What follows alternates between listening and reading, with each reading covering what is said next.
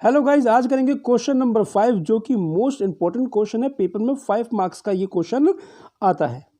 तो चलिए स्टार्ट करते हैं। मैं दीपक सिन्हा और आप लोग देख रहे हैं स्टडी नमा। क्वेश्चन है हमारा, भारत की गुटनिरपेक्ष की नीति की आलोचना किन कारणों से की जाती है। यानी कि इसके आंसर में, इसके 5 पॉइंट में ये बताया गया है कि गुटनिरपेक्षता की आलोचना किन कारणों से की गई है।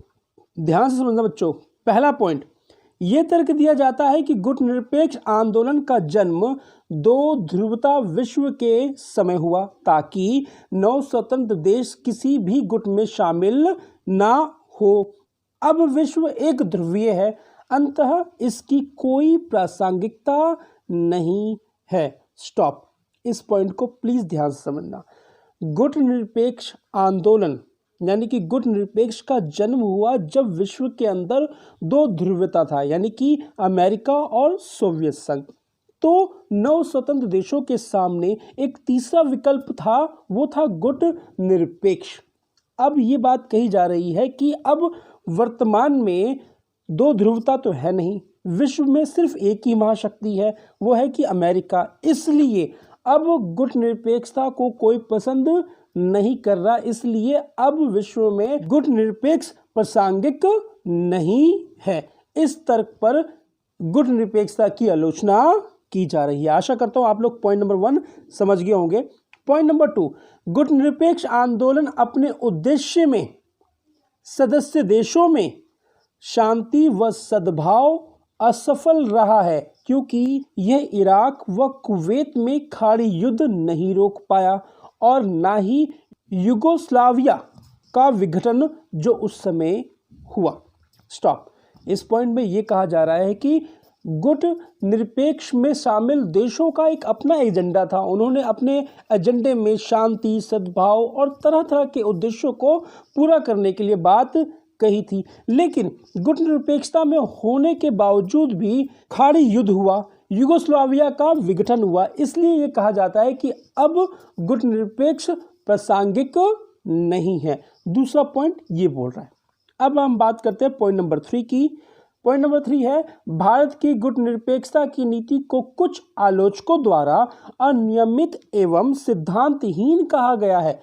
कुछ विचारक इसको अनियमित एवं सिद्धांतहीन कहते हैं क्योंकि भारत अपने राष्ट्रीय हितों को साधने के नाम पर अक्सर महत्वपूर्ण राष्ट्रीय मामलों पर कोई सुनिश्चित पक्ष लेने से बचता रहा है। यानी कि विद्वान ये कह रहे हैं यहाँ पर कि भारत अंतर्राष्ट्रीय मामलों में अपनी भूमिका अदा नहीं करता।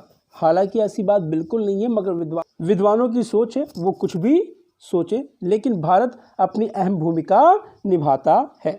पॉइंट नंबर 4, भारत के व्यवहार में स्थिरता नहीं रही और कई बार भारत की स्थिति विरोधाभासी रही है।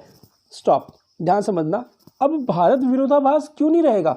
अगर हम पे कोई आक्रमण करता है या हमारे विकास के बीच में आड़ा बनता है तो हमें विरोधाभासी स्थिति को अपनाना पड़ेगा। हम अपने व्यवहार में स्थिरता तभी लेके आएंगे ना जब हमारे साथ कोई सामान्य व्यवहार करेगा। तो ये 4 पॉइंट है। 4 पॉइंट में भी विचारक ने अपनी एक सोच डाली है। विचारक इस आधार पे भी गुटनिरपेक्षता की आलोचना करता है। एंड लास्ट पॉइंट, ध्यान से समझना बच्चों, महाशक्तियों के खेमों में शामिल होने पर दूसरे देशों की आलोचना करने वाले भारत ने स्वयं 1971 के अगस्त में सोवियत संघ के साथ मित्रता की संधि पर हस्ताक्षर किए। स्टॉप। यहां पे विद्वान ये कह रहे हैं कि चोरी छुपे भारत ने सोवियत संघ के साथ संधि कर ली और भारत हमेशा ये कहता है कि दोनों गुटों में किसी भी गिट में शामिल नहीं होना, और जो शामिल होता है तो भारत उसकी आलोचना करता है। और भारत ने खुद चोरी छुपे सोवियत संघ के साथ संधि कर ली, लेकिन ऐसी कोई बात नहीं थी। भारत ने सोवियत संघ के साथ जो संधि करी थी वो अपने विकास को लेकर करी थी, मगर वही बात ना, शक का दायरा। तो विद्वानों की सोच थी, विद्वानों के विचार थे कि भारत ने जो संधि करी है वो एक संधि नहीं, विकास की संधि नहीं, भारत एक खेमे में शामिल हो गया है। उन विद्वानों का ये मानना था। तो इन 5 पॉइंट के आधार पर भारत की गुटनिरपेक्षता की नीति की आलोचना की जाती है। आशा करता हूं आप लोगों को बच्चों ये क्वेश्चन समझ में आया होगा। अगर आप लोगों को ये क्वेश्चन समझ में आया हो, प्लीज़ बच्चों अपने यार दोस्तों में शेयर करो, लाइक करो, कमेंट करो। तो मिलते हैं नेक्स्ट वीडियो में। अपना और अपने परिवार का ध्यान रखो। जय हिंद, जय भारत।